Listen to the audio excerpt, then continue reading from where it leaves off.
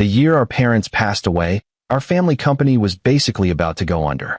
And when my sister was at her absolute lowest, I straight up cut her off and vanished from her life. 5 years later, her company went public. She made it big, like insanely big. She became the respected, untouchable Miss Hawthorne that everyone admired. A reporter once asked her who she was most grateful to after all those years. My sister's eyes were icy, and her voice was dripping with sarcasm. The brother who ditched me for money. Honestly, he's not my brother anymore. The reporter pushed further. How is he doing now? That question triggered a nationwide hunt for Ms. Hawthorne's brother, with a $10 million reward attached. But no one ever found me. The only thing they uncovered was the diary I kept before I died. When the reporter handed the diary to my sister, Chloe, she froze. Her hand shook as she took it. Then she tossed it straight into the trash like it was nothing. Is this some new stunt Ethan's pulling, or are you just doing this for the cameras? She snapped. The reporter shook his head and carefully pulled my diary back out of the bin. This is actually your brother's final diary. As for his body, it was cremated. Since no one came to claim it, the crematorium handled everything. Before he could even finish, my sister shot up from her chair, her whole body trembling with rage. Don't think I'll forgive him for pulling something like this. You go tell Ethan I've got a new brother now. He's nothing to me. Even if he's dead, I don't give a damn. The reporter looked at her, clearly troubled. Then this diary, what should we do with it? My sister, Chloe Hawthorne, let out a cold, bitter laugh. Read it. Let's see what kind of fake story he cooked up this time. The reporter opened to the first page of my diary. Dear diary, I guess it's just you and me now. So today, I tried to run away from home. I packed up the gifts my family gave me, but my sister caught me. I didn't want to face her. I just wanted to disappear quietly. But she wouldn't let go. She grabbed my hand, begging me not to leave, saying I was the only family she had left. For a second, my heart almost cracked. But I kept my face cold and said the company was bankrupt. Can you still buy me the collectible motorcycle models I like? I spend a lot. Can you even afford to keep supporting me anymore? I don't want to stay here scraping by with you. Then I mentioned I knew someone else. That totally freaked her out. She demanded to know who it was and warned me not to get scammed. She promised she'd work harder, make tons of money, and give me back the rich life I was used to. But you know what I said? I'd rather get scammed. What's it to you? If you were really capable, if you actually had the money to take care of me, then I'd be your good little brother and I'd come home. But when's that ever gonna happen?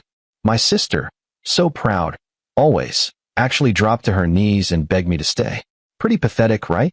I turned my head away fast and wiped a tear before she could see it. Then I slapped her. I told her to stop clinging to me, to stop holding me back from my future, and said we were done. The slap shocked her. She just stood there, frozen, watching me drag my suitcase away. I'm sorry. I'm sorry. I'm sorry, Chloe. That must have hurt so bad. After reading that page, the reporter took a deep breath. I never realized how much Miss Hawthorne depended on her brother. But when the camera cut back to Chloe, her face was still ice cold. I do have regrets, she said flatly. I regret being so good to him and raising an ungrateful little brat. Dear diary, I'm back. I went to another hospital today for a second opinion. I kept praying the first diagnosis was wrong. If it was, I could go back to Chloe, apologize, and she'd forgive me, just like she always did. But life doesn't hand out miracles, does it? The doctor looked at me, dead serious. Where are your parents? This is late-stage primary liver cancer.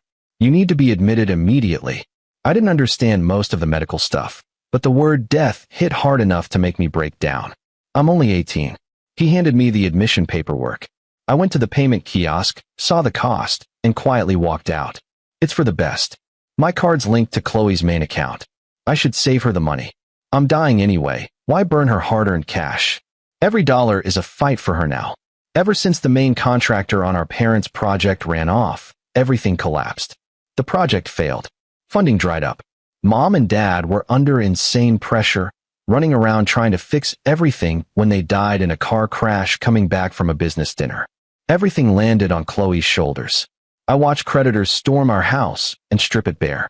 I saw Chloe on her knees, begging them to leave the money set aside for my college fund. The bank took it anyway.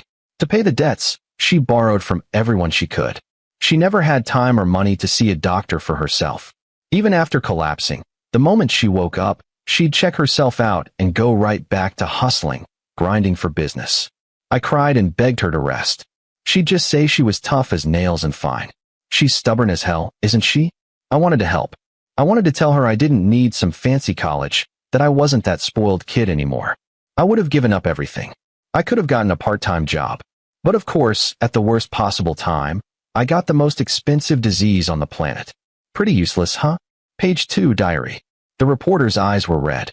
It seems your brother really did have reasons, getting liver cancer so young. It's tragic.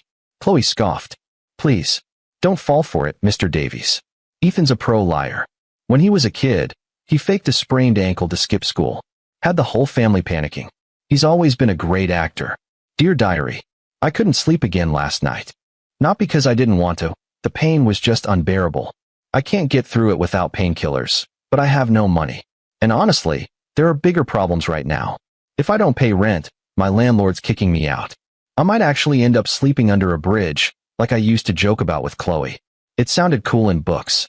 In real life? It's terrifying. I had no choice but to list some of Mom and Dad's gifts online. They're some of the only things I have left. But whenever someone messaged me, I made excuses. I just couldn't do it. In the end, the pain and hunger got so bad I withdrew $500. I'm sorry, Chloe. I spent your money again. Being poor cured my picky eating real quick. I was so hungry I nearly passed out. And yeah, I picked a half-eaten sandwich out of the trash and ate it. Not gonna lie, it tasted pretty good. Guess poverty fixes rich kid problems fast. I bought a loaf of bread, a jug of water, and some painkillers. The rest went to rent. My guidance counselor called again, telling me it'd be a waste to drop out with my grades. I was scared he'd call Chloe, so I said I was quitting. He called her anyway. Chloe called me. Her voice was cold. Ethan, I know you don't want anything to do with me. I don't care who you're with, but don't throw away your future. You were always proud of your grades. Is this how you honor Mom and Dad? It had only been 10 days since I heard her voice, but it felt like forever. I covered my mouth to stop sobbing, but the tears just wouldn't stop. Chloe, I miss you so much. She got impatient. If you're just gonna stay silent, then I'm really done with you. She hung up. I cried for a long time after that. I think I'll block her number, diary. Tomorrow I'll make dropping out official. The reporter noticed Miss Hawthorne seemed lost in thought. He paused, wiping a tear from his own eye. Dear diary, I moved. The last motel was $50 a night, way too much. I searched all day and found a place in a rundown neighborhood in the South Bronx. $30 a night. 4 bunks in one room. There's a creepy older guy across from me. Dude gave me the chills instantly. I glanced at the girl below me. Her name's Alex. She smiled and said, Don't worry. I've got your back. She's really nice. I took my meds and finally slept peacefully. I dreamed Mom and Dad took Chloe and me to Disneyland. Chloe stood in line for hours because she knew how much I loved Iron Man. She called my name and pushed me forward. I was grinning like crazy. Then I turned around, and they were gone. The sky turned dark. I panicked, searching everywhere. I woke up drenched in sweat. Alex was hovering over me, worried. She asked why I was living like this. I told her everything. I don't know why. I just trusted her. She hugged me. Her hug was warm. Alex is an orphan. Her adoptive dad was abusive, so she ran away young. She's been on her own ever since. A kid like you needs someone watching his back, she said. She taught me survival tricks, expired food refunds, leftover veggies at the market, boiling scraps. She even got me a part-time gig. I made $60 in one afternoon. Holding that money, I didn't feel totally useless. I thought maybe I could leave something for Chloe when I'm gone. I laughed out loud. Alex looked at me like I was dumb. You're this happy over $60? Your standards are low. Honestly, life here isn't that bad. Almost lights out. Good night. When the reporter read about the creepy guy, Miss Hawthorne quietly clenched her fist. He turned the page. Dear diary, I left. Alex saw me coughing blood yesterday. She barely has money, but she dragged me to a doctor. I didn't tell her I was sick, just that I fought with my sister. I didn't want to be a burden to Chloe, and I definitely didn't want to drag Alex down. She wants to open an auto shop one day. I'm not letting you die this young, she said. I smiled. In my head, I said goodbye. I left early the next morning. I'm squatting while I write this. My legs are numb. My health's worse. I threw up blood again. People stared and backed away. A drop of blood stained this page. I tried to wipe it away. I'm sorry, diary. An old woman came over and pressed money into my hand.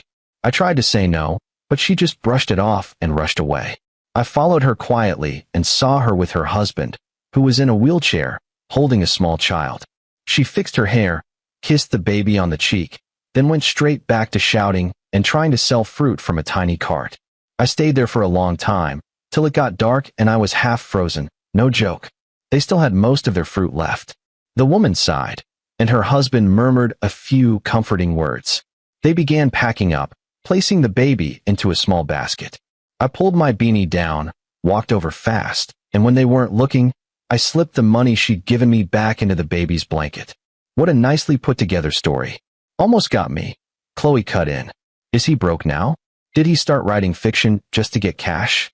Mr. Davies, there's no need to read anymore. It's ridiculous that I've sat here wasting this much time. If he's going to fake his own death because he's too scared to face me, then I'll just treat him like he's really dead. It's not like I care anyway. With that, she stood up and walked away without even looking back. The interview ended there, but that segment blew up online. People dug up reports from 5 years ago showing Ms. Hawthorne visiting a therapist right after she and her brother cut ties. Folks started speculating that the death of her parents and her brother's betrayal had pushed her into serious depression. They also found out that once her company stabilized, she adopted a new younger brother. Ethan's diary, though, became a hot topic online. Some people called him a total drama queen, saying he faked his own death for attention. They claimed he ditched his sister for money, left her to face bankruptcy alone, and caused her massive psychological damage. Now that she'd made it big, he was suddenly playing the victim to get sympathy, even cooking up a fake diary. Too bad for him, because Miss Hawthorne already had a new brother. Rumor had it that for his 18th birthday, she rented out an entire amusement park and bought him a limited edition sports car. She spoiled him like crazy, but not everyone was convinced. Some felt the diary sounded too real, the emotions way too genuine. They couldn't believe the person who wrote it was just some gold digger. No matter what side they were on, everyone wanted to hear the rest of the diary. For publicity's sake, the TV station contacted Ms. Hawthorne again, asking for permission to release the rest of her brother's final entries. Whether she didn't believe it or truly didn't care, nobody knew. But Ms. Hawthorne's assistant replied that the diary now belonged to the station, and they could do whatever they wanted with it, release it or destroy it. She didn't care. The assistant added that Ms. Hawthorne had made it clear she only had one brother now, Leo. Some online comments were smug, saying Ethan deserved it, and that his whole act was pointless since his sister clearly didn't give a damn. With permission secured, the station quickly scheduled a live special, The Final Diary of Ethan Hawthorne. On screen, Mr. Davies looked serious. Like all of you, I haven't read this diary beforehand. With Miss Hawthorne's permission, I'll now share it with you. I only ask that you listen with an open heart. The live stream exploded, hitting 1 million viewers in under a minute. Everyone waited for him to open the diary. Meanwhile, at the Hawthorne residence, her assistant Mark watched Chloe with a complicated look. After a long pause, he finally said, "Miss Hawthorne, the program is starting." Chloe didn't even look up from her work. "I told you, I don't want to hear another word about him." Mr. Davies took a deep breath and began to read. "Dear Diary, I found a little dog today. I was going to leave it, but it kept following me, dragging an injured leg and whining. I knew I couldn't take care of it in my condition, so I forced myself to keep walking. I only made it 2 steps before turning back. The moment I picked him up, his eyes lit up and he started licking my hand like crazy. I sighed. He must have known I'm a total softie. I named him Chance, hoping he'd have better luck and a longer life than me. I took him to a vet, and just the exam fee wiped me out. The surgery he needs costs $2,000. The vet said he'll die without it. I held Chance and begged the vet, "Can I bring him back in a few days? I don't have the money right now." He said it can't wait. Tomorrow is the latest. I walked out of the vet's office with Chance and sat on the curb, completely lost. I started talking to him. "You're a dumb dog, you know that? Out of everyone in the city, you picked me, a guy who's broke and about to die. Where am I supposed to get $2,000 for you?" Of course, he didn't understand. He just wagged his tail, happy to have a home. Watching him made my eyes tear up again. I had no choice. I went to an ATM, my hand hovering over the keypad, about to pull out $2,000. "This is the last time, Chloe. I swear. The very last time I'll spend your money. But the transaction failed. She canceled my card. My heart dropped. But it makes sense. I'm the one who said we were done. She had no reason to keep giving me money. I never wanted to contact her again, but for Chance, I had to. I unblocked her number and called. It rang forever. I thought she wouldn't answer, but then she did. She let out a cold laugh. You've got some nerve calling me after blocking my number. Didn't you say we were done, or did you just run out of cash? Her words hit hard before I could even speak. I wanted to hang up so bad, but I felt Chance shift in my arms. I need $2,000, I said. She was quiet for a moment. Then her voice turned sharp. You haven't contacted me in weeks. You didn't ask if I'm eating, sleeping, or if I miss you. You just want money. Is that it? I bit my lip until I tasted blood and forced myself to swallow. I answered like a machine. Yes. I thought I heard her sob. Fine. You want money? I'll give it all to you. Happy now? I should have known better than to ever hope for you. Ethan, you're heartless. From today on, we're done. You're no longer my brother. She hung up. I couldn't hold it anymore. I collapsed, clutching Chance, and threw up. There was so much blood it barely showed against the dark pavement. Chance was terrified, whining and licking my face. I tried to calm him, but I felt completely numb. The pain in my chest was even worse. I looked at my phone and saw a notification, a transfer of $20,000 from Chloe. When I tried to send the extra money back, I realized she'd already blocked me. I held Chance and cried. I knew this time it was real. Chloe was truly done with me. I'd wanted her to forget me, to cut me off, but now that she had, it hurt so bad I could barely breathe. I don't have a home anymore, Chance. The live chat went wild. Even if this is fake, this story is wrecking me. I'm crying. Keep going. What happened to Chance? The dog doesn't know anything. He just thinks he found a home. That's brutal. A few people still called Ethan an actor, but they were drowned out. Most viewers were now worried about the dog. Pushed by the audience, Mr. Davies steadied himself and turned the page. Dear Diary, it's been a while. I have good news. Chance had his surgery, and he's all better now. He's super clingy, though. He follows me everywhere and sleeps curled up at my feet. The bad news is my illness is worse. I don't know how much time I have left, maybe less than a month. When I go to the pharmacy for painkillers now, the pharmacists look at me like I'm some addict. Luckily, I still have my diagnosis papers. After I show them and beg a little, they usually give in. But the pills aren't working as well anymore, so I have to take more just to sleep. Yesterday, I was handing out flyers and suddenly collapsed on the sidewalk. It scared Chance half to death. He kept licking my face and barking until someone noticed and took me to the ER. Another hospital bill. I did the math in my head and felt crushed. Not only did I lose my pay for the day, I was deeper in debt. The doctor was firm. You need to be admitted, and we need to contact your family. If you keep this up, you might not have much time. He didn't finish, but I knew what he meant. I gave vague answers and got out of there as fast as I could. I can't afford to stay in a hospital. Chance was waiting right by the entrance. The second he saw me, he ran over. That night, the pain was unbearable. I tossed and turned. Chance knew I was suffering. He was so anxious, pressing against me and licking my face, whining like he was about to cry. I weakly petted him, trying to say I was okay, but a second later I was in the bathroom, throwing up. It felt like my whole body was emptying out. I don't know how long I was there, vomiting until everything went black. I woke up with Chance licking my face. I caught a glimpse of myself in the mirror, and it scared me. I look terrible. My hair is thinning, my skin is yellow, and my once full cheeks are sunken, my jawline sharp. Chloe used to tease me about my baby face, saying I looked harmless. Now it seems like I'm stuck with this face forever. Staying young forever isn't all it's cracked up to be. I wanted to grow up, to be there for Chloe, to watch her get married, build her career, and be happy. I splashed water on my face and patted my cheeks, trying to hype myself up. I guess there's one good thing. At least Chloe can't see what I look like now. It would scare her. I took some pills and managed to sleep, but woke up in the middle of the night with a fever. It hurt so bad. Diary, I really miss Chloe. I just want to see her one more time, even from far away. That's not asking too much, right? I'm going to see her. I'll take Chance with me. I've got my beanie, a face mask, and my black jacket. I'll look like some kind of spy. I just want to see her from a distance. That's all. Dear Diary, I'm back. Chloe is still as beautiful and sharp as ever. She's taller now, but thinner too. I planned to just look and leave, but she seemed so unhappy. She used to smile all the time. I followed her without thinking. I didn't know why she was going to a medical building or seeing a therapist. After she left, I asked the doctor about her. He refused at first, saying patient confidentiality, but I kept begging until he sighed and told me about her condition. Chloe is sick, really sick. Our parents' death hit her hard, but me leaving made her blame herself. She thinks she failed, that she couldn't take care of me, and that's why I left. The doctor said she even started hurting herself. I cried, then laughed through the tears. She's so stupid. I was the useless one. I was the one who would have dragged her down. Chloe is the best sister in the world. She saved her allowance for a whole year to buy me one expensive birthday gift. She got suspended for beating up the jocks who bullied me.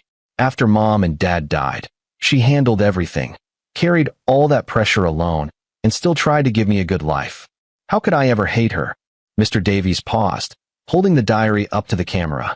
The audience could see that besides the neat handwriting, the page was warped and stained, the ink blurred in places. He must have cried for a long time for the tears to soak the page like this, the reporter said, his voice thick with emotion as he tried to steady himself. I'm so useless. There's nothing I can do. I watched her walk right past me, and I didn't even have the courage to hug her. Our eyes met for a split second, but she looked away. She didn't recognize me. That's probably for the best. I look like a ghost. It's better if she never sees me like this. I don't want to make her sad. Diary, I've made a decision. Instead of just wasting away in pain, I want to do something. Do you think I'm doing the right thing? This illness makes my head foggy. I keep talking to you, and to Chance like you can talk back. But what about Chance? I can't abandon him. I have an idea. I'll leave Chance with Chloe. He can keep her company, and she'll take care of him. It's the perfect plan. Then I remembered, tomorrow is my birthday. I'll hold on one more day. I don't want to die on my birthday.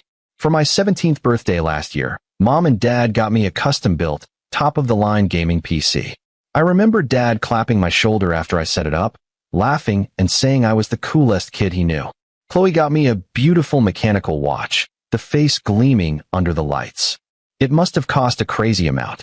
All those pricey gifts got snatched up by the banks a long time ago. The only stuff I've got left are the small, not-so-valuable presents. I keep them with me everywhere I go. Even when I was flat-out starving, I just couldn't bring myself to sell even one of them. When I sleep, I clutch the stuffed bear Mom gave me when I was 8. It feels like I'm hugging her for real.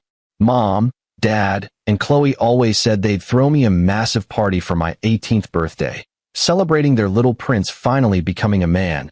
But now it's just me and Chance. Holding him is the only warmth I feel. Somehow he knows exactly how messed up I'm feeling. He started licking my hands and my face with his wet tongue, trying to comfort me. It tickled, and I smiled, leaned in, and gave him a little kiss. I carried him to a bakery. I wanted to buy myself a small cake. I used to hate those huge, fancy cakes Mom and Dad would get me every year, but now just thinking about one made my mouth water.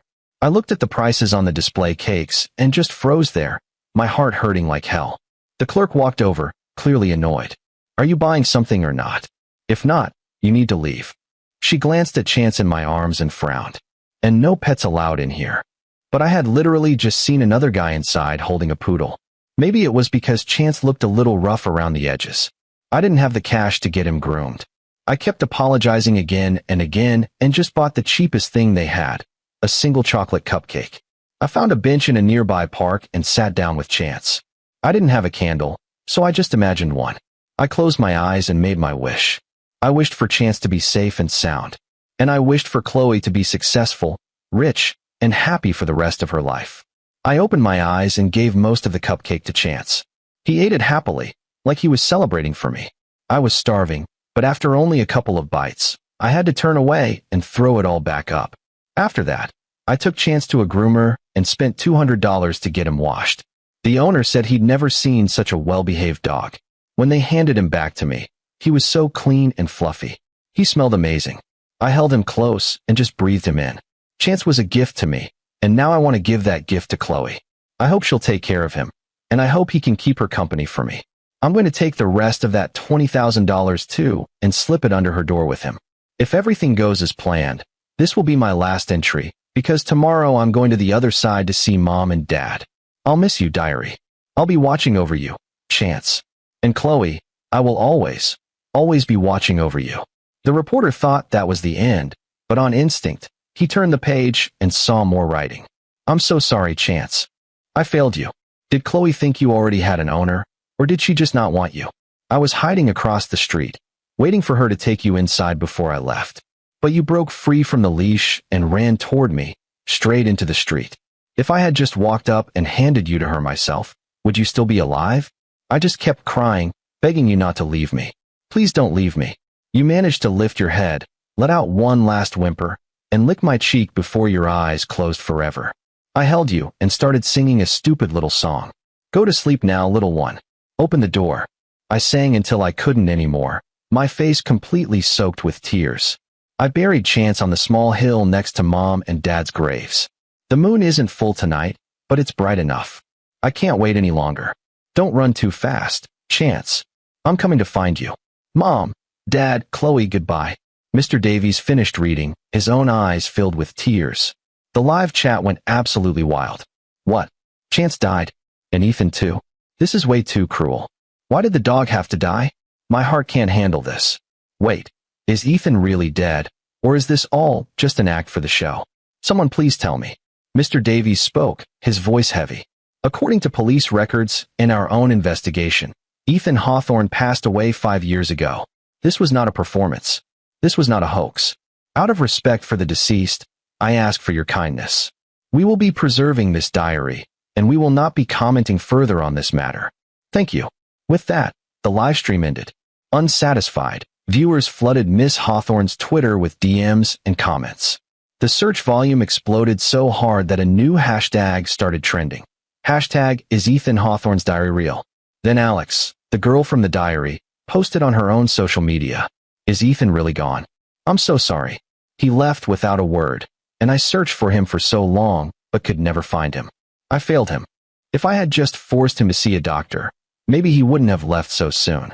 Maybe life wouldn't have been so hard for him. Most people were skeptical, until she posted a photo of the two of them together.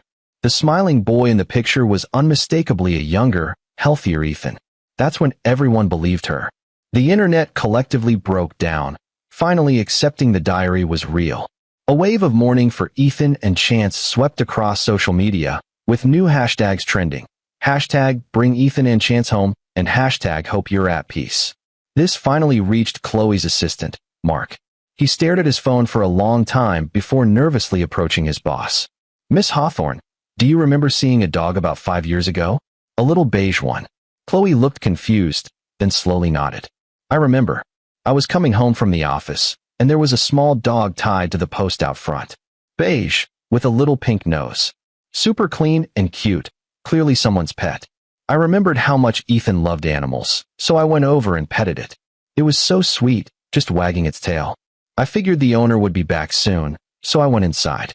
A little later, I heard a commotion outside and went to the window. There was a boy in the middle of the street holding the dog and crying his eyes out. That must have been the owner. I heard later the dog got anxious waiting, broke its leash, and ran into traffic. Mark froze. Just then, his phone buzzed. He looked down at the file that had just been sent, and his breath caught in his throat. Miss Hawthorne, I'm sorry. I've been looking into this behind your back, the diary, and your brother. He's really gone. The police registered his death 5 years ago. The certificate is real. It can't be faked. He died by suicide. The diary is real. Without daring to look at Chloe's reaction, Mark opened the trending topics on his phone. You should see this. Everything that happened to Ethan. The full diary was released today. I thought you should know. As he reached the door, he added quietly, your brother, he went through hell. Mark stepped out, closing the door softly behind him. With that gentle click, the outside world disappeared. Inside, there was only Chloe Hawthorne and the investigation file in her hands, suddenly heavy as lead. The air grew thick and still. The cold, unbothered mask she'd worn for years shattered instantly. She couldn't even bring herself to open the file, her icy fingers tracing the rough edge of the paper. Images from the interview slammed into her mind. The tight ache in her chest when the reporter first showed the diary. The sharp doubts she'd forced down while listening, especially that line. So Chance will have someone to take care of him. She had brushed it off as a sloppy lie. Now every word felt like a poisoned needle stabbing straight into her heart. Her hand shook as she finally opened the file. The first page was a photocopy of the official death certificate. Cold black and white text. Name, Ethan Hawthorne. Gender, male. Date of death, an autumn day 5 years ago, just 3 months after their last phone call. Cause of death, suicide by ingestion of poison. Location, a small grove by the river near the cemetery where he said their parents were buried. Discovered by an elderly man out for a morning walk. Disposition of remains. Unclaimed, cremated per city regulations. Ashes held for the required period, and scattered. Every word cut, like a dull knife, sawing through her heart. The word unclaimed hit her like a slap. What had she been doing back then? Sitting in therapy, drowning in anger, forcing fake smiles at parties? It never once crossed her mind to check if he was even alive. The next pages showed grainy photos from the scene. A young man, so thin he was barely recognizable, leaning peacefully against a tree. He wore the black jacket from the diary, a beanie pulled low, and clutched a worn brown teddy bear. Chloe recognized it instantly. The bear Mom gave him for his 8th birthday. He'd kept it all these years. Another photo showed the diary lying beside him, wrapped carefully in plastic, like he was protecting it from the dew. Even at the end, he was guarding the only friend he had left. Chloe's breathing broke apart. She covered her mouth, but the sobs still tore out. Tears she thought were long gone burned down her face. Ethan, my Ethan, she whispered, her voice wrecked. It wasn't a lie. It wasn't a story. He was really sick, really broke. He spent his last days in pain and alone. And even then, he was still thinking about me. He'd pushed her away, said cruel things, not because he didn't love her, but because he loved her too much to be a burden. And her? She believed the act. Hated him for 5 years. Even said, even if he's dead, I wouldn't care. She replaced him with another brother, never once trying to understand. Guilt crushed her. She remembered their last call. Her own bitter words. Fine, you want money? I'll give it to you. Are you happy now? You're heartless. Then she blocked him. How badly had that hurt him? Was he throwing up blood again after that? Clutching chance and crying alone? A raw, animal scream ripped from her throat. Chloe slid to the floor, curling up like a broken child, sobbing uncontrollably. I could have saved him. How did I not see it? That day outside her therapist's office, the skinny figure in the beanie and mask she'd ignored, that was Ethan. He was looking right at her, and she turned away. If only she had stopped. Asked. But life has no if-onlys. Outside, Mark and the assistants heard her cries. No one went in. They knew she had to face it alone. Chloe cried until her voice was gone. No tears left. Just silent shaking sobs. She lay on the floor, staring at the chandelier, like all the color had drained from the world. The next day, she didn't come to work. That evening, Mark went to her mansion. The smell of alcohol hit him instantly. Empty bottles everywhere. Chloe lay curled on the couch, still in yesterday's suit. Hair a mess. Eyes red and swollen. In her hand, a photocopy of the diary. Ms. Hawthorne, Mark said softly. She lifted her head slowly. Mark, she rasped. Did he hate me? In the end, did he hate me? Mark's heart ached. He dropped to his knees and softly took the empty bottle from her hand. Ms. Hawthorne, according to the diary, Ethan never hated you, not even a bit. Right up until the very end, he was wishing for your happiness. Happiness, she croaked out. I lost him. What right do I have to be happy? She reached for another bottle, but Mark grabbed her hand and held it down. Miss Hawthorne, please, you can't keep doing this. If Ethan could see you wrecking yourself like this, he'd never be able to rest in peace. Chloe's eyes filled with tears again as she muttered, barely holding it together. He was always terrified of pain. He must have been so scared, all alone. Chance wasn't even with him at the end. He was just holding the bear Mom gave him. Her voice cracked, and she broke down, crying silently. It took every ounce of Mark's strength to get her into bed. He somehow got her to drink some water and watched as she slipped into a restless, broken sleep, her forehead still twisted in pain. He knew she needed time. Yeah, but what about the company? And honestly, how long could she even survive like this? In the days that followed, Chloe wasn't the same person anymore. She stopped going to the office, ignored every call, and locked herself inside her mansion with nothing but bottles for company. She tried to drown her grief in alcohol, but in her drunken stupors, Ethan's memory only cut deeper. The little boy chasing after her, calling her name. The awkward, rebellious teenager. The skinny figure crying in the dark, clutching his dead dog. Her adopted brother Leo video called from his boarding school overseas. Staring at his face on the screen, a face that looked a bit like Ethan's but had been polished and perfected with her money. Chloe was hit with a gut punch of revulsion and guilt. What the hell had she been doing? Trying to create a replacement? It was unfair to Leo and a straight-up insult to Ethan's memory. She screamed at the worried face on the screen, a raw, shattered sound that left Leo frozen and speechless. Not long after, she transferred Leo to a different, more elite school and set up a trust fund that would keep him comfortable for life. The email she sent him had only one line: "I'm sorry. I haven't been a good sister to you. Go live your own life." She cut off all contact with her replacement, like severing that tie might somehow ease the guilt she felt toward her real brother. The company's performance tanked hard.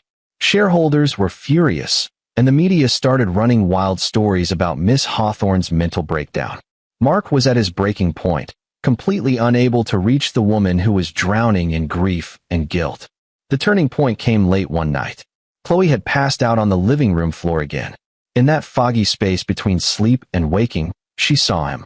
Ethan stood in front of her, wearing a clean white shirt, his smile just as bright and warm as she remembered.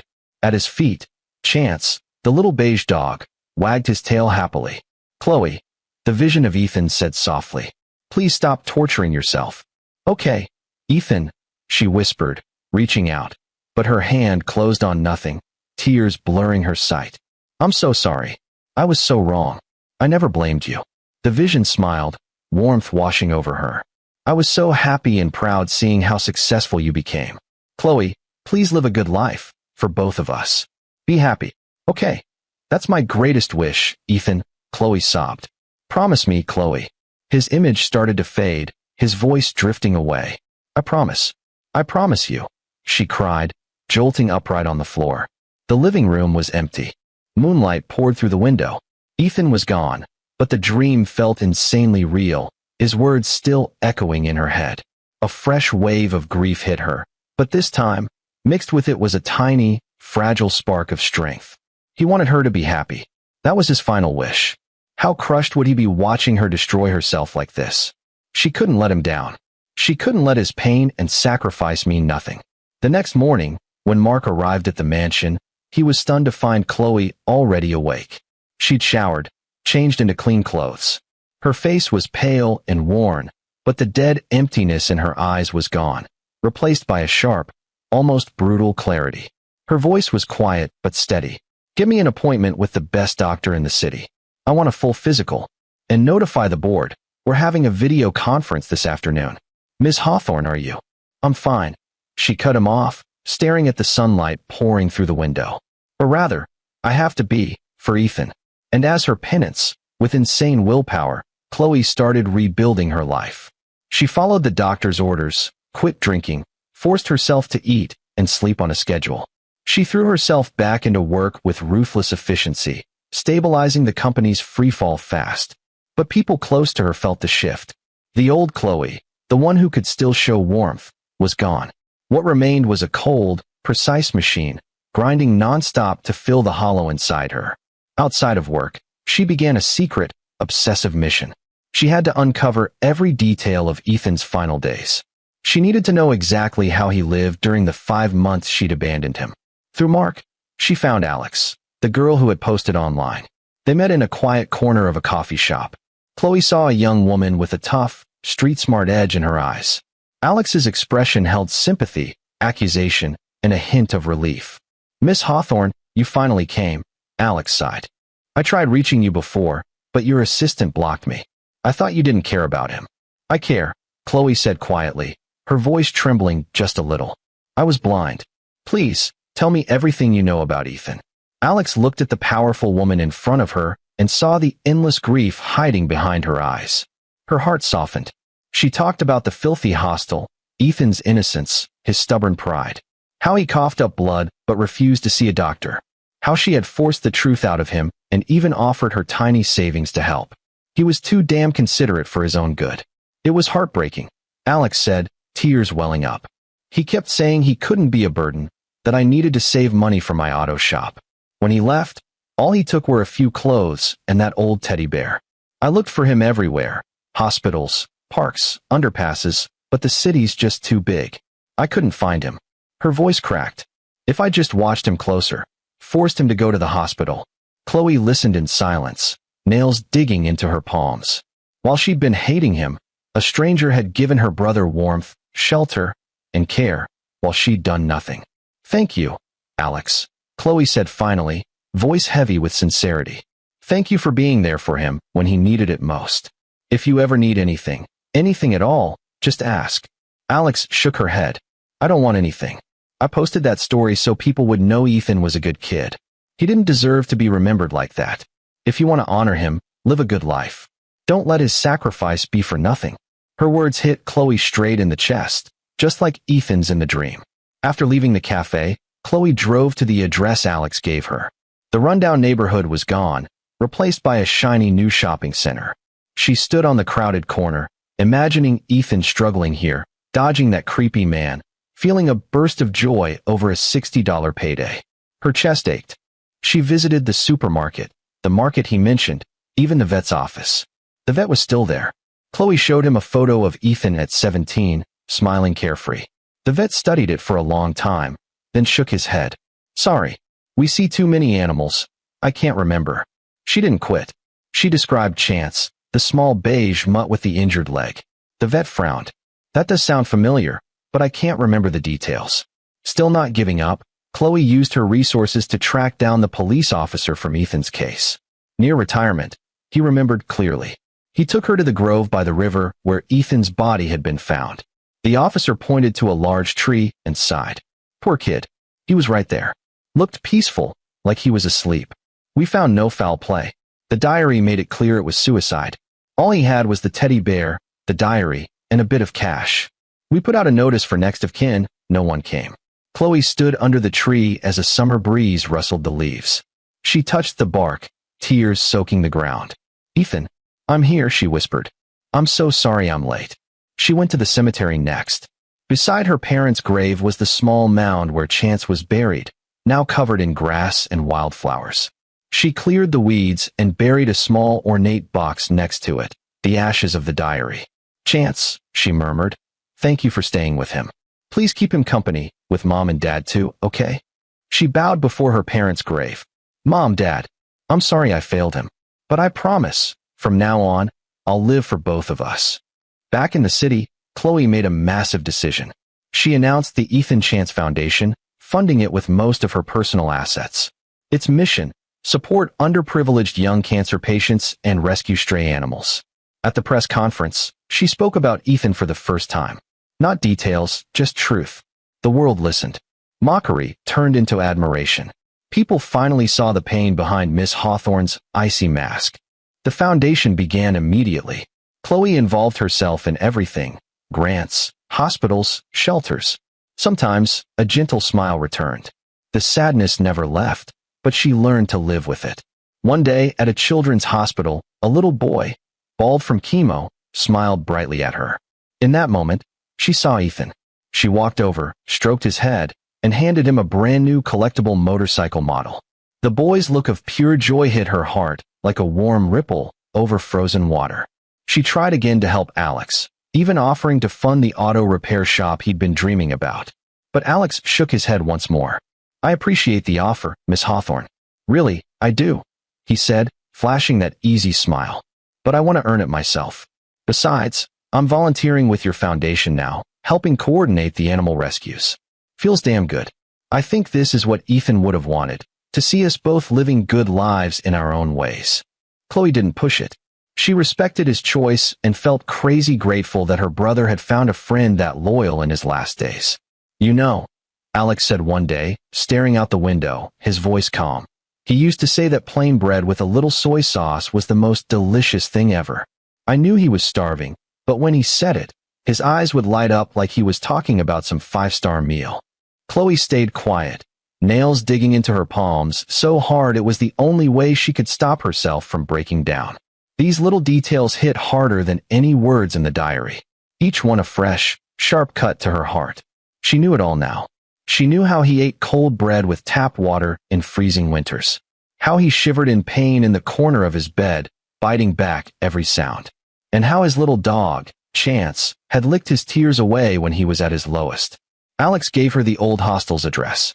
Even though the neighborhood had been bulldozed and replaced with high-rises, she'd often drive by, just park, and stare at the buildings, picturing her sick brother forcing himself through another day there. She ran the company like a pro, but that desperate, relentless drive she once had, gone. She delegated more, didn't feel the need to control every single detail. People said losing her brother had changed her, that she'd found peace in her charity work. Only Mark knew her heart hadn't found peace at all. The diary in her study was worn at the edges from all the times she'd read it. Next to it, stacks of research papers on liver cancer treatments, hospice care, psychological intervention. It was like she was running a lifelong research project on the brother she'd failed, trying over and over to rewrite a past that could never be fixed.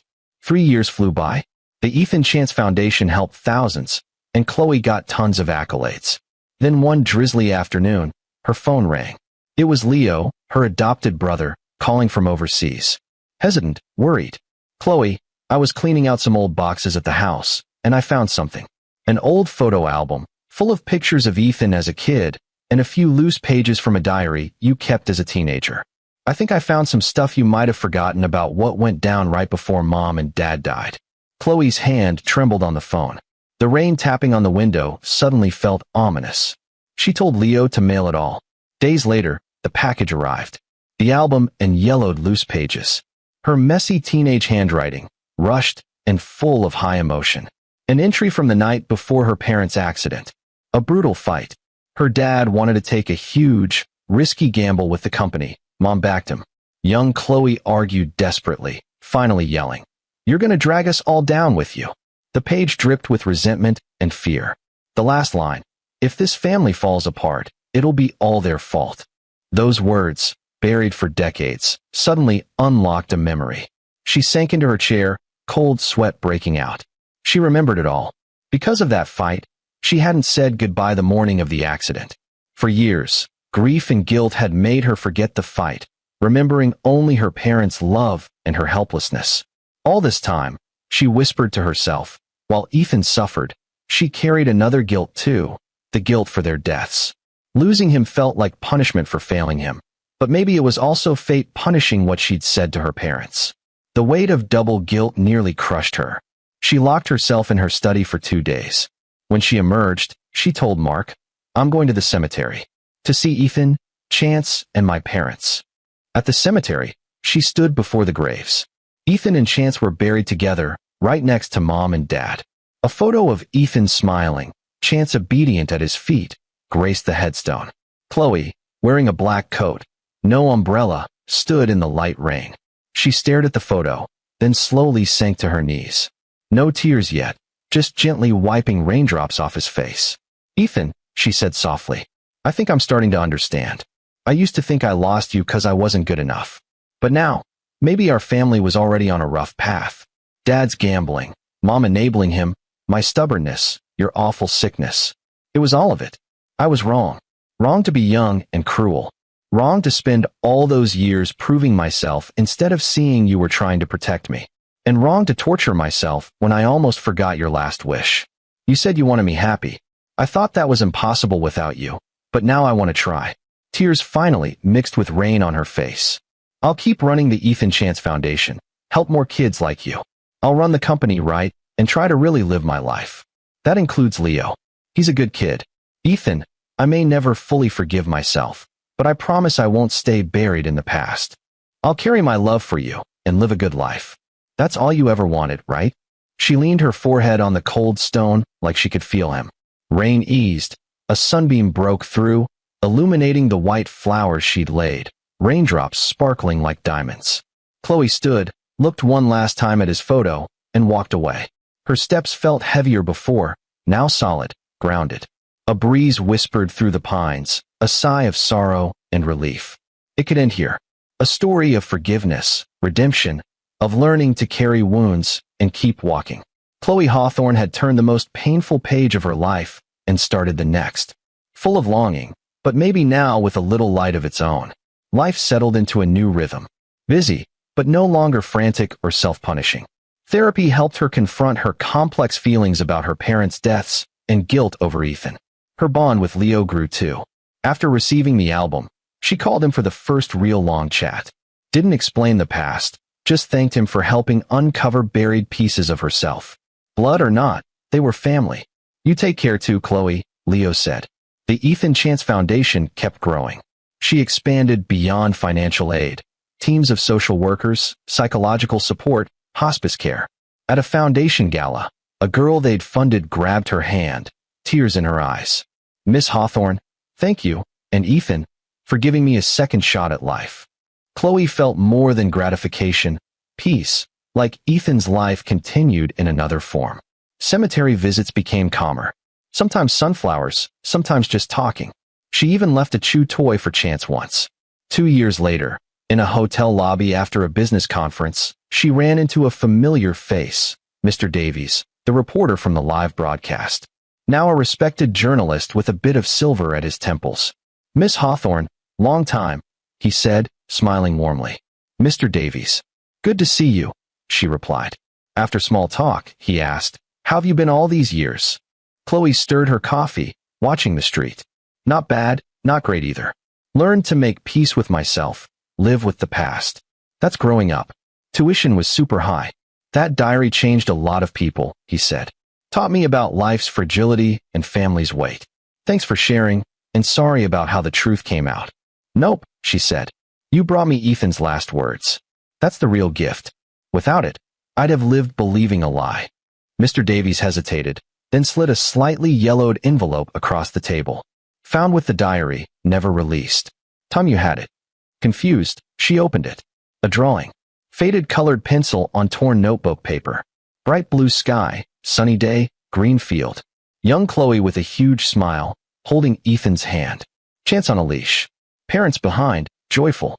On the back, in darker ink. "I'm sorry, Chloe, and I love you." Tears blurred her vision.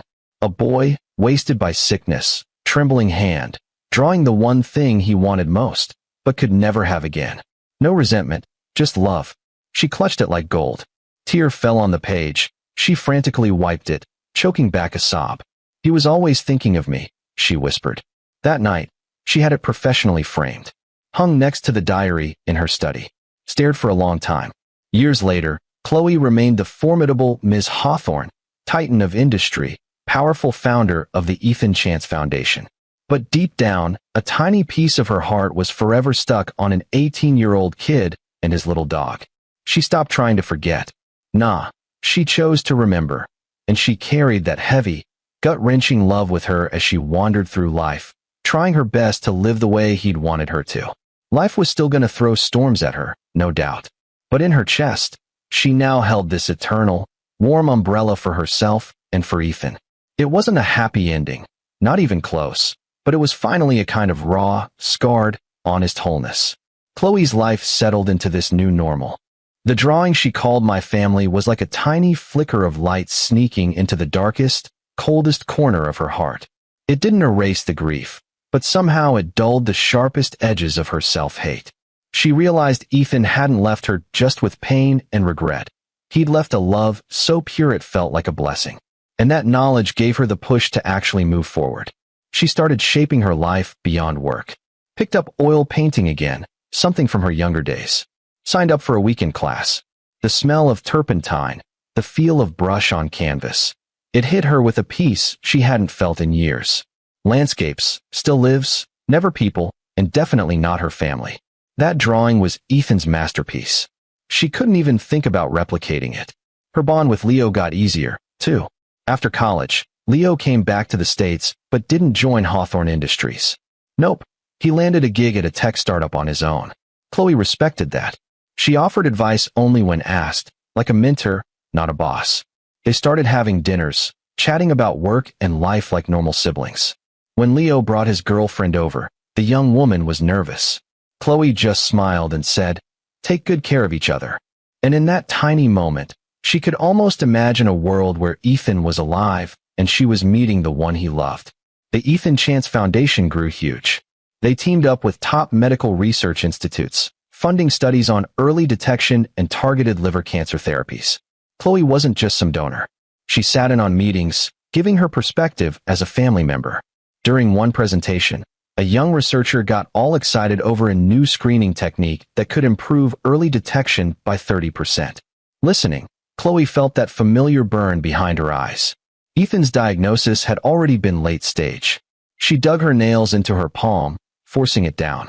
If only they had caught it sooner. That pushed her resolve to fund research harder than ever. Time moved on peacefully, until one autumn afternoon, Chloe got a call from a hospice. "It's not about Leo, it's Alex," the nurse said softly. "Mex has taken a turn. Years of pushing herself too hard. Prognosis ain't good. She wants to see you." Chloe dropped everything and drove like a bat out of hell. In the sterile-smelling room, Alex was skinnier than Chloe remembered. Pale face, but those eyes, still that clear, defiant spark. She managed a weak smile. "Miss Hawthorne, you came." "Don't call me Miss Hawthorne. Call me Chloe." Alex shook her head, ragged breath. "Habit. Besides, you are Miss Hawthorne. Don't got much time. Gotta tell you something I've been meaning to." Chloe's heart clenched. "Spit it." Alex looked out the window, lost in memory. "Before he died, Ethan left a message for you. Not in the diary. Dude was having a rough day, in so much pain. Kinda delirious. He grabbed my hand and said, 'Alex, if my sister ever finds out, tell her for me.'" Alex's voice got faint, breath shallow. Chloe offered water, but Alex waved it off. He said, "Tell her not to be sad too long. Tell her to find someone so she ain't alone like after Mom and Dad died. And tell her to eat a hot meal every day." Her voice trailed off, last words barely there. Silent tears rolled down Chloe's cheeks. "Don't be sad too long. Find someone. Eat a hot meal." That was it, his final thoughts. Choking on a sob, Chloe buried her face in Alex's hand. "That foolish boy," she wept. "He never blamed you," Alex whispered. "He always said you were the best sister ever." A few days later, Alex passed peacefully. Chloe buried her next to Ethan, laying sunflowers on the fresh dirt. "Go be with him now," she whispered. She started taking meals seriously, even got a cook and learned a few dishes herself. Kitchen warmth felt grounding. One evening, listening to Leo's excited voice on the phone celebrating work stuff, she smiled. Walked into her study, looked at the drawing. No tears this time, just a quiet promise. "I'll live a good life," she whispered. "I'll carry all your love with me." Her cemetery visits became less mourning, more visiting old friends, chatting about life. She moved the drawing to her bedroom, a daily reminder of the love around her. The foundation saved hundreds of thousands, early screening programs catching lives in time. Each success eased her regrets. At a global philanthropy summit, a speaker said the Ethan Chance name stood for remembering the dead to cherish the living. Chloe smiled. That had become her life's work. Leo's career soared. He introduced her to his girlfriend Olivia, a sweet young woman. Olivia cooked a pot roast that tasted exactly like their mom's. A decade rolled by. Silver at Chloe's temples, deep serenity in her eyes. She stepped back from daily company ops, focusing on strategy and the foundation, spending free time in her garden full of sunflowers and white chrysanthemums. A documentary filmmaker wanted the foundation story. She agreed only if it focused on the work, not the tragedy. "How'd you move on from that dark time?" the director asked. "You don't move on," Chloe said. "You learn to carry it. People you love become part of you. The foundation carries that love forward, giving others more chances at life." The documentary quietly succeeded. Her story of rebuilding resonated. At Leo's wedding, she looked at the happy couple, then the empty chairs saved for Ethan. "Someone who couldn't be here today is super happy for you both," she said in her toast. "You gotta be happy, Chloe," Leo told her later. Chloe became a grandma. She held her granddaughter Claire, eyes the same brown as Ethan's. She'd push her stroller through the garden. "Look," she said, pointing to the sky. "That's your great-uncle Ethan and his dog, Chance. They love you lots." At 3, Claire said, "Grandma," and her tiny voice hit Chloe like a bomb. She read fairy tales, but never the one about the boy and his diary. Hawthorne Industries thrived, the foundation too. Chloe retired, living in her garden. One night, little Claire pointed at the sky. "Grandma, bright star." Chloe smiled. "Maybe that's your great-uncle Ethan. watching over us. For her 70th, Leo gave her a handmade scrapbook. First page, a child's crayon copy of Ethan's drawing with Claire's wobbly letters. Great-grandpa, great-grandma, great-uncle Ethan, Chance, and us. Last page is blank, a note from Leo to fill together. Chloe traced the drawing, eyes wet, smile on her lips. He hadn't been forgotten. He was a warm, cherished part of the family story. In her final years, she organized old family things, labeling each, so Claire would always know where she came from. In the end, after a long life devoted to others, Chloe Hawthorne passed peacefully. Her nurse said, right before the end, she had tears and whispered, "Mom, Dad, Ethan, you're here for me. I'm so sorry I didn't take care of him." The nurse added, "Never seen an old woman cry with such heartbreak, but when she passed, the smile she had, pure peace. Childlike, contented,